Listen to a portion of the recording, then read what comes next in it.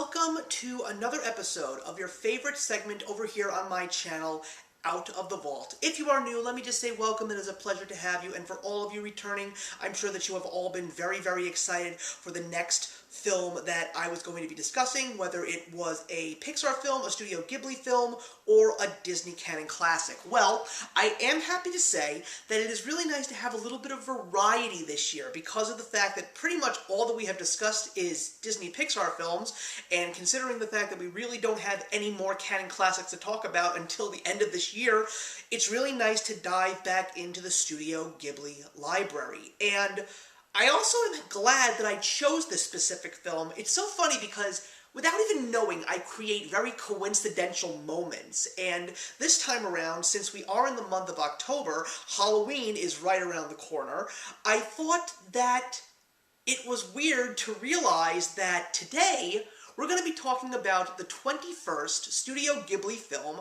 This was also made before the death of Isao Takahata and the retirement of Hayao Miyazaki.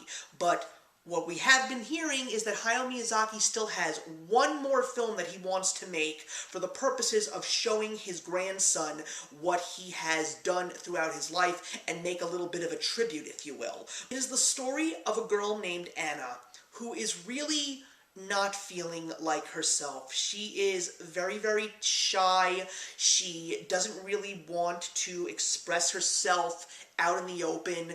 She is a very talented sketch artist and really keeps her life to herself, doesn't really want to share anything even with her foster parent, her mother, who she really refers to at this point in time as Auntie. And she also has a very serious case of asthma, and one day she actually has a very serious asthma attack, and the doctor says to her mother what she really needs is some fresh air. So her foster mother sends her out into the country to where some of her relatives are living, and hoping that she is going to get better and maybe sort of kind of find herself and hopefully come back with a smile on her face and things to talk about. And what Anna does discover is a little bit of an obsession because she comes across this beautiful old mansion in the middle of a marsh. And during low tide, she is actually able to walk across the water and peer into what is definitely an abandoned mansion. But sometimes when the tide is high and the sun is going down, in a window there is a light, and in that lit room is an old woman brushing a young girl's beautiful blonde hair. And she wonders, why is this happening? Who is this girl? And why is it that things just seem to happen at night? And all of a sudden one day, Anna encounters this girl, and they actually start talking to each other and develop a very loving bond, and the girl's name is Marnie. The interesting thing about Marnie is, whenever Anna seems to encounter Marnie, she wakes up in an unusual place, sometimes dirty, sometimes very bewildered, and everyone around her is trying to figure out what is happening to her. And the other thing that's really bizarre to Anna is, why is she constantly being pulled to this mansion, and what is it about Marnie that is so warm and so inviting, and what is this bizarre connection that she feels to this mansion and this girl?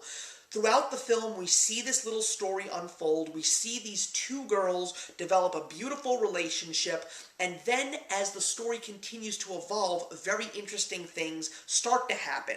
People move into the mansion, and Anna develops a relationship with the young daughter of the family who moves into the mansion. And the daughter is trying to piece together a story about Marnie by uncovering Marnie's diary. And when we finally get to the end of the story, not only does Anna finally get this closure that she's been looking for ever since she got to this countryside location, but she also learns exactly who Marnie is and what her connection to Marnie is. It's just one of those quiet, within its own space stories to tell. It's beautifully animated, it is beautifully acted, a great English-speaking cast, including the talents of Haley Steinfeld as Anna, that's definitely the highlight of the film for me. Even though in the beginning Anna is not extremely dynamic, you definitely see this character evolve as the story progresses.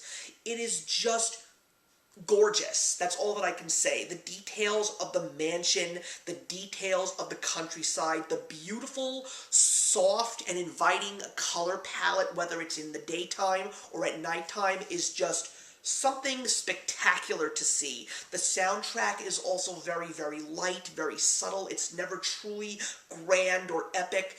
And I guess if you really wanted to get into Miyazaki and Takahata's head, this really was a great way to finish, because they've always been people that, even though some of their films are very grand and some are very spectacular, they in the end really seem warm and inviting, and they want to get you in, and they want you to experience these worlds and these stories and these characters. And I truly appreciate this film for what it is. It really is a very well done movie, and it just really tugs on your emotions, because there really are some really great things to learn from this story.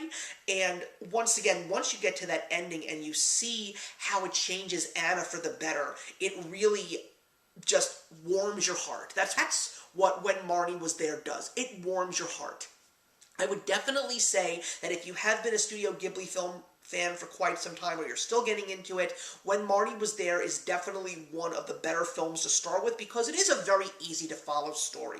It's really not complex, and there's really not much fantasy in it besides the paranormal thing that I talked about earlier in the video, but it is a very beautiful and very touching film. I'm going to give When Marnie Was There 3.5 stars out of 4. So thank you very much for watching, everybody. Please leave your comments in the box below, and let's discuss When Marnie Was There. And I'm looking forward to the final Out of the Vault episode of 2022. I am hoping that I will be able to review the brand new Disney Canon Classic for you when it does get released at the end of this year. But in the meantime, everybody, I will see you in the next one. If you enjoyed the video you just watched, feel free to leave a comment. Also, feel free to subscribe if you want to be up to date with our latest videos. Thank you so much for joining us today, and we'll see you in the next one. Actions speak louder than words.